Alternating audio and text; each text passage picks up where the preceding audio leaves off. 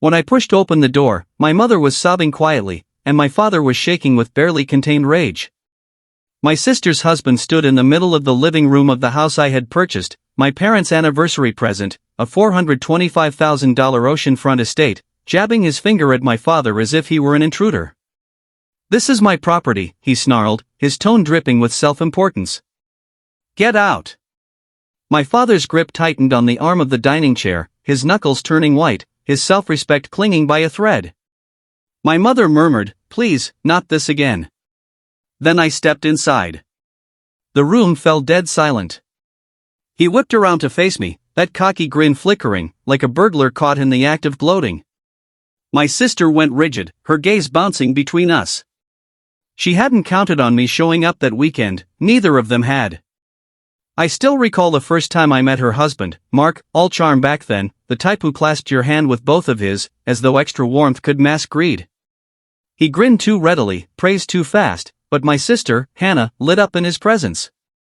After years of dead-end jobs and unfinished schemes, she believed she'd finally found security.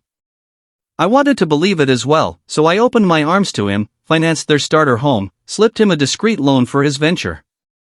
The kind of brother who prized harmony over recognition. It took me far too long to spot the habit, his constant circling around money. The deception started small. First came 800 the property documents I'd sent to my parents. I later noticed the photocopy they showed me had faint blotches, the signature area darker than normal. Then the bank manager rang, puzzled, asking why the transfer for title change hadn't processed. Title change? To whom? The reply was a single name, Hannah. When I challenged her, she claimed ignorance. Her voice trembled, too steady, too practiced. But the slip came later, when she casually mentioned the remodeling ideas Mark had. Remodeling ideas? For a house they didn't own? That's when the pieces clicked. Mark had faked my parents' signatures, exploiting their trust to stake his claim on the estate. He'd persuaded Hannah it was a family shift to dodge taxes. She'd signed without looking. My parents, trusting and devoted, accepted whatever kept their daughter smiling. By the time I tracked the paperwork, he'd already lodged the ownership claim. But he'd made one critical error. He used the incorrect deed reference, the one linked to the trust fund. My trust fund. I didn't confront him immediately. That's the beauty of payback. You don't hurry it. You let it brew until the moment itself becomes your finest weapon. I consulted my attorney, discreetly. We constructed the case like a chess master closing in. Cool, exact, no unnecessary plays. The estate was held in a revocable trust I'd set up, meaning no transfer could happen without my direct, notarized approval. What he'd done wasn't merely deceit. It was felony fraud. Still, I didn't want jail time. Not right away. I wanted public disgrace. So I let him think he'd triumphed. I even sent a bouquet when they settled in, congratulating them on their new place. My sister texted, "Thanks for being cool about it." I replied, "Anytime."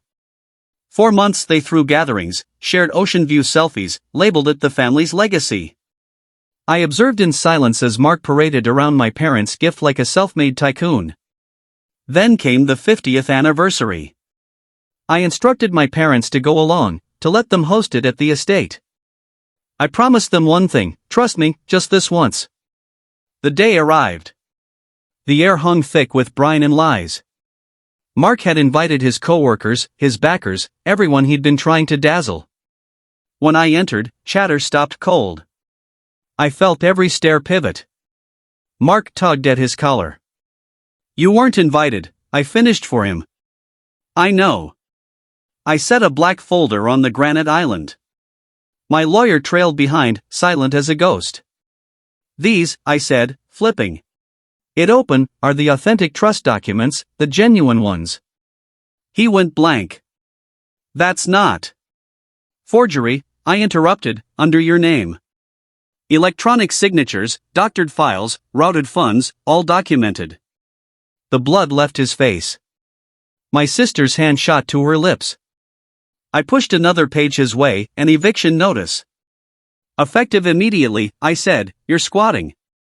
The authorities will arrive soon, unless you'd rather surrender the keys without a scene. He glanced around, at the guests, the audience, his wife, my mother still twisting her tissue. Every falsehood he'd erected was crumbling under raw fact.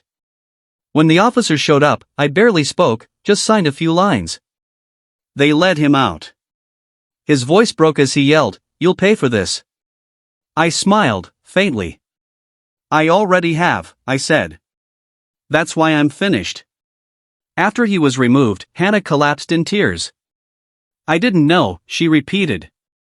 I swear I didn't know. Maybe she truly didn't, but looking away can be its own betrayal. I left her a house key that night, a decorative one, not functional. Buy your own home, I told her, earn it honestly. As for my parents, I had the estate returned to their names outright, no trust this time.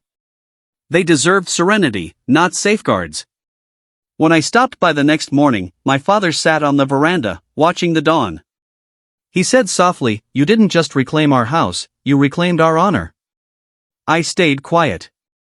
Some triumphs speak for themselves.